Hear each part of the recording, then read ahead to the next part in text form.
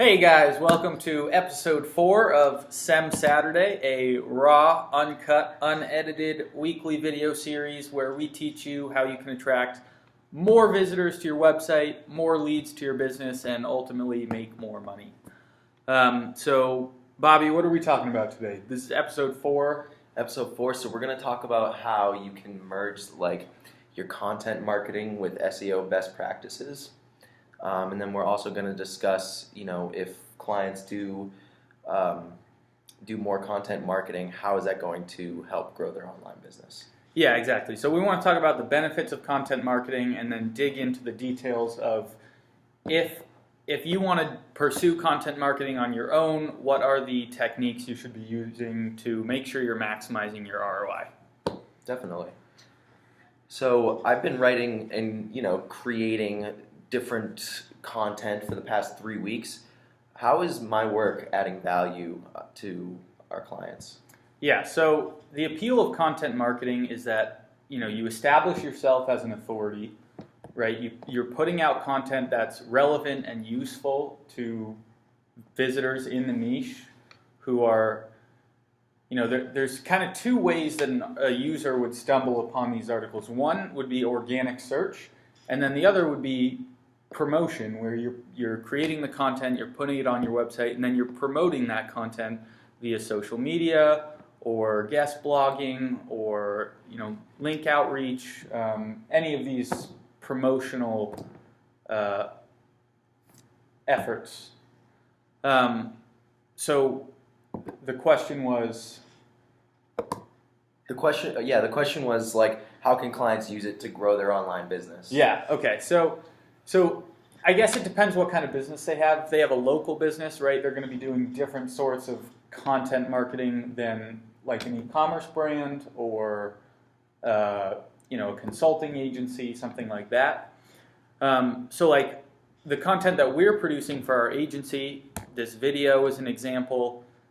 We have some blog posts. Go check them out. There's definitely, a little plug there. Yeah. There's definitely going to be more types of content in the future. We're going to come up with marketing materials, like a whole business plan for 2018. It's just important to just keep creating and just keep doing. It's all a learning experience. So I find it just valuable to just consistently just do and then learn and then keep on evolving. Yeah, that's a good point. So in terms of where can someone get started with content marketing? The first step is keyword research, right? Because you don't want to be creating content that no one wants to read. So keyword research allows you to see where the demand is, what people are looking for, and you can kind of analyze, if there's several keywords that you think you might want to target, go check those searches out and see, do these articles answer that question? Or is that a better resource than I can create? And if you can create a better resource than what's currently ranking at the top of Google, then you have an opportunity there to put your brand and your voice in front of an audience, which, we don't know the size, but if you do some research, you know the size of the audience, how competitive the market is, what other content exists in that niche. So the benefit is, more website visitors who hopefully become customers or clients. You establish yourself as an authority, you display industry knowledge, and, it's hopefully affecting the bottom line. I could definitely see that. So when they're doing content marketing on their own, how do they maximize the return on their investment? Yeah, so we talked about keyword research and creating content that people want to read, that is in demand. In terms of getting your content out there and promoting it, we're search marketers, so we're really into this keyword research and how do we get more clicks. But then there's this other side of creating content that people want to share, right? So that's more like engaging content that you put out on social, you ask your audience to share it, and hopefully get some sort of referrals there. So that's another benefit of content marketing, is that it's it can often be an introduction to your brand, kind of a softer introduction rather than like a sales pitch. It's like a soft intro. Look what I know. This is my knowledge and expertise, rather than this is the service or product that I'm trying to sell you. So that's another benefit of content marketing. And then in terms of how do you make sure that you're getting eyes on this content, how do you maximize the return on the investment, not only of your time to write the piece, but also costs associated with, website hosting and general marketing. So how do you maximize that ROI? And I think a lot of it comes down to implementing the best practices of SEO.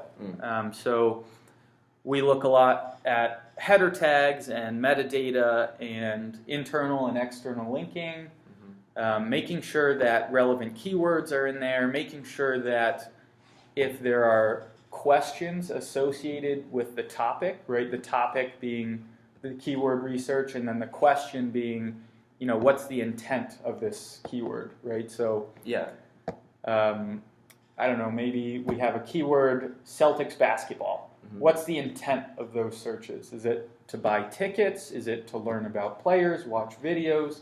You don't really know. But hopefully, in doing keyword research and in understanding where the demand is, you sort of also start to get an idea of what the intent of those searches is. Yeah. And so if you write your article with the goal of answering those questions or fulfilling that user intent, it's going to be a lot more effective piece of content. Definitely. That makes a lot of sense. There's definitely a few things I think are important too when creating these blog posts. I think you want to have the HTML code like neat for it, and there's like plenty of resources online to just copy and paste, raw data and then just have it spit out back in HTML. And you can also just Google, how do I add meta titles or meta descriptions to HTML, and it's pretty straightforward. So it's definitely a learning process, but just constantly evolving and making sure that everything is just neat so that those search engine crawlers can understand the layout, I think builds that authority as well. Yeah, and I think it plays into like what CMS people are using also. So if you guys are on WordPress, Yoast is a great WordPress plugin that's going to help you a lot with your SEO efforts. It's just sort of a plug and play application. And it's really good for inputting that metadata in an easy, intuitive, user-friendly interface. But I would say very few sites are like self-hosted with raw HTML nowadays. But yeah, so what else? What else do we have? What other tips do we have for these folks on? Oh, so I guess in terms of writing for the web, right, we want to limit the size of paragraphs. We don't, I guess the traditional schooling system, long paragraphs, long papers. Web copy is generally 2 to 4 sentences per paragraph, and then you also want to diversify the layout of the content. So bulleted lists, numbered lists, media, photos and videos. These are all excellent tools for diversifying the text and the content within your piece. Definitely. I mean, keep in mind people's attention spans when they're surfing the web. They don't have a huge attention span, so you want things that are going to capture their attention. And if they see like a huge paragraph staring them in the face, they might lose interest.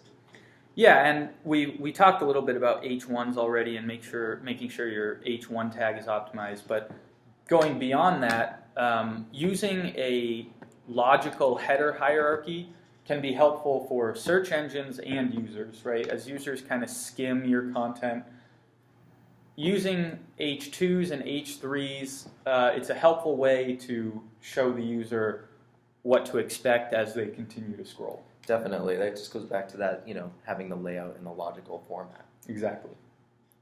Any other tips for him, Bobby? Well, I think, just having pictures, like the sizes of pictures standardized, it might seem like a small detail, but I think it's really important just for the aesthetic of the web page, and also for the navigation. It'll make things easier to understand, easier to read.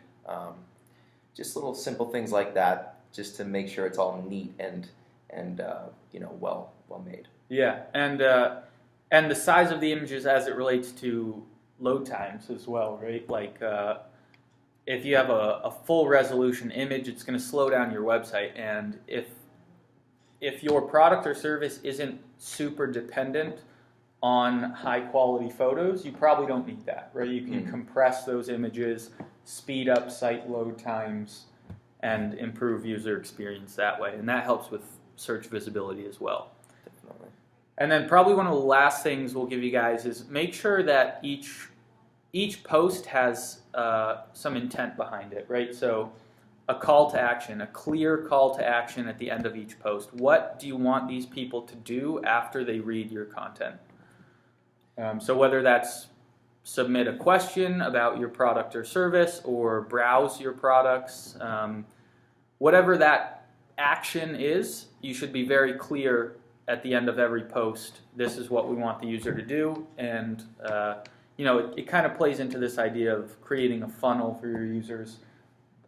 Content marketing is very top of funnel, right? It's generating awareness for your brand, and then hopefully they naturally work their way down your funnel. Definitely. I mean, I know with some of our clients, within the pages, there's links for that call to action, and you just make the content so that it's pertinent, that they would click that link. For example, Metropolis Moving. We had an article called "Stress-Free Moving Tips," and one of the tips was to hire Metropolis Moving. So just a little call to action like that. Very self-serving, but it's okay. Of course. All right, so I don't think we have anything else for you guys today, but tune back in next week for some value bombs, and until then, have a good one.